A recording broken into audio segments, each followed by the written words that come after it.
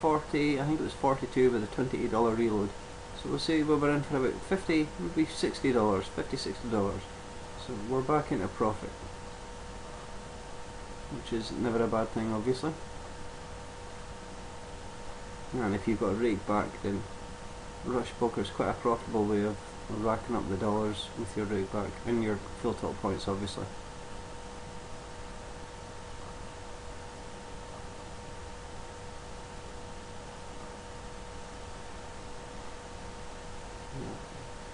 I maybe should have limped into the 25 cents there. A pretty weak hand, but when you're only playing 25 cents into it's maybe $1.25 pot, you've got odds, even with 4 random cards. A very weak pair of jacks here. Really nothing going along with it at all. We just quick fold there.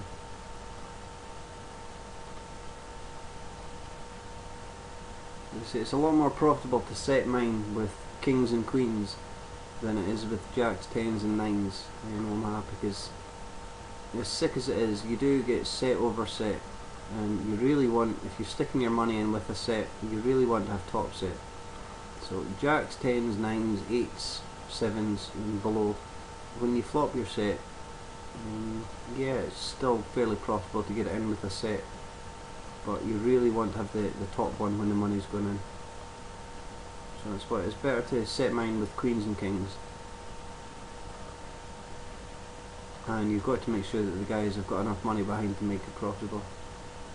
If somebody's got $15–$20 stack, and they're raising it to $1.50, you don't really have enough implied odds. I've got queens here. Just looking to set mine again. And we pick up a gut shot straight draw. Obviously a 6 would give us the straight.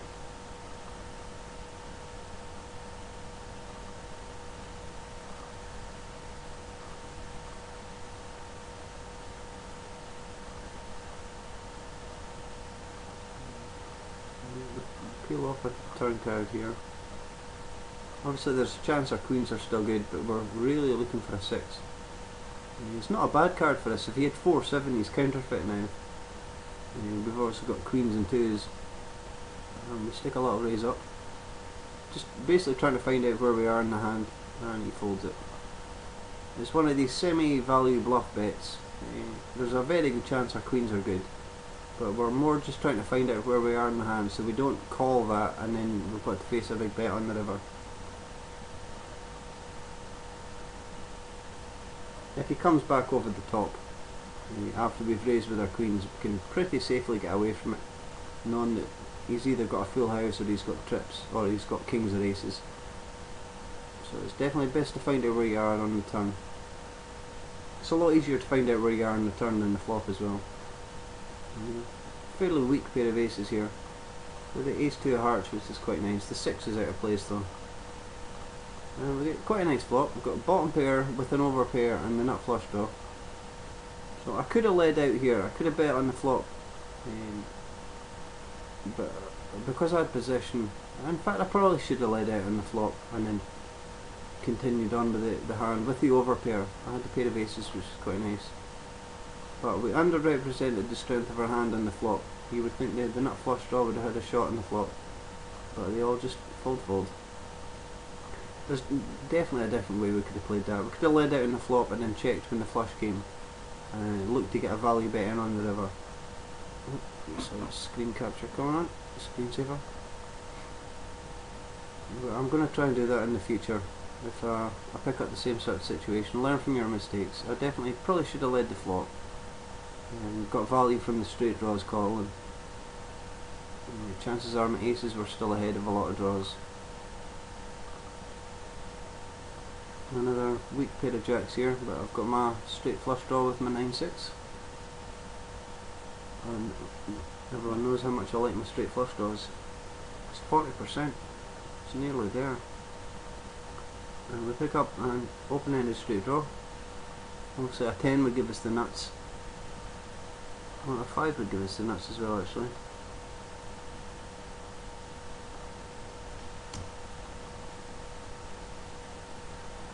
There's a chance our jacks are good here, but semi asking a question. We've got outs even if somebody calls us with a king here. I think I got excited because I saw the 6, 8, 9 of clubs. I had a good feeling my straight flush was going to come in. But they don't give me the chance to get there, they just fold. They knew it was coming. Another weak pair of jacks there. Weaker than the last one actually. The 2 was really out of place. I think I compared the 2. You see the jack, jack, 9, 6 there. The 9, 6. The 9, 6 jack does play together somewhat. But the last hand was jack, jack, rag, 2. I forget what it was exactly. But really, there's a big difference between the 2 hands. Well, the min raises just out of the big blind here, and we flop the nuts, which is nice to do. I'm sure we just call here, disguising the strength of our hand, and we check him again, hoping he's going to fire out again. And we stick a big raise in, and I'm pretty sure we get a call. And it's so sick when you see the river. We just $17.75, and he calls us with, can we see his hand? He calls us with top 2 pairs, which is pretty sick when you consider. Obviously any set beat him. The straight obviously was there on the flop, and he still paid us off. We got a $56 pot with the guy who had top 2 pairs. So that's why I'm really saying you really shouldn't be messing around in Omaha. There's enough of these guys to pay you off. You don't need to be doing anything fancy at all. And we had quite a strong pair of aces here. Double suited aces with the ace jack for Broadway, ace 5 for the wheel. But we keep it cheap pre-flop and just miss the flop, and it's a pretty easy fold. That's why you don't really want to re-raise pre-flop with hands like that. Because obviously when it comes down a flop like that, you've invested $5, $6, $7 pre-flop. More often than not, you've got to try and continue on because you've got so much money invested in the pot, and you can end up losing a big pot. Keep it cheap pre-flop and then start playing big pots post-flop. It's definitely the best way to play Omaha, I think. There's really not much fold equity pre-flop. If somebody wants to see the flop, then they're going to see the flop no matter what. It's best to wait until they've, just to make sure that you've got the best hand or redraws to the best hand. I hope I'm making a bit of sense anyway. I dare say my thoughts are a little bit jumbled up. Got some pretty crazy implied odds here. Obviously the guy to our right's only got $12, but the $34 and the $27 to the left of us are enough money to try and set mine with the pair of queens. Obviously the 5-7 plays to some sort of straight. Not a great Omaha hand, but we had possession on 2 of the players post flop. I don't know what I'm thinking about here.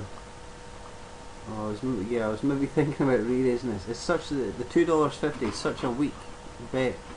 I really didn't think that the guy had a nut flush, and I think my thinking was I can raise and get the guy that was sitting up the top left to fold, but when he comes in for a min raise, he only had $7 behind, so there's no fold equity at all. So my thinking was maybe I can get the first guy to fold, but not the second guy. Got a pretty weak pair of aces here. I'm just going to call and try and hit my set, or my straight with the 8-4 or ace-4. Pretty nasty flop. We've got a heads up though, we'll see what happens. I can't remember if I have a little play on the flop here. Pretty sure, yeah, just let it go. Pretty nasty flop. So if you've got pocket aces and it comes a nasty flop like that, there's huge straight draws out there, just let the aces go. If it's a drier flop, if it comes king 7-2 or something with no flush draws, you can maybe stick a little raise in or continue on with the pot. But don't get too carried away. I've got top and bottom here, top and bottom pair here, king 5 with the over pair of aces. I'm pretty sure I call here. It's a pretty nasty turn card. There's a straight on the board now. and we've got a weak 2 pairs, and I'm pretty sure we just let this go. Yeah. So definitely better spots to get yourself in. I could have raised the flop with the king 5, but then if he calls, it's pretty. I can't really continue on when the 9 comes down. So again, playing small ball poker, we've got the nuts here. It's 6, 7, 8, 9, 10. You never get paid off in it there.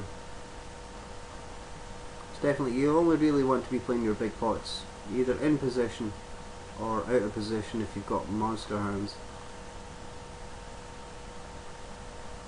There's so many redraws that can come down. It either freezes the action or gives people chances to steal it away from you. That's why definitely I think position is more important in Omaha than it is in Hold'em.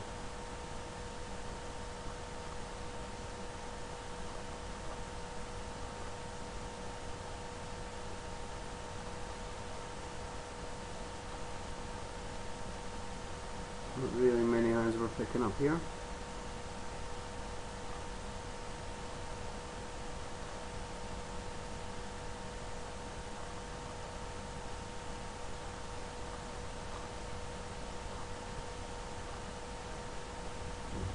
Always nice to get trips, but unfortunately it seems you can only play 2 of your cards.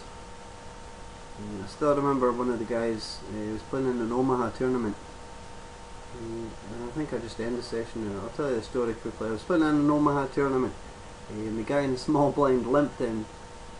I had a pretty junk hand, and just went check, check, check, check, check, check, and he flipped over quad 4s. He was holding 4 4s in his hand.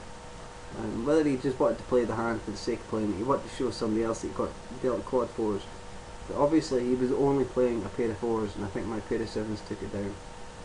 So obviously 3 of a kind, 4 of a kind in your hand, pretty junk, pretty easy to fold. But I think that's the end of the session there. I hope you've enjoyed.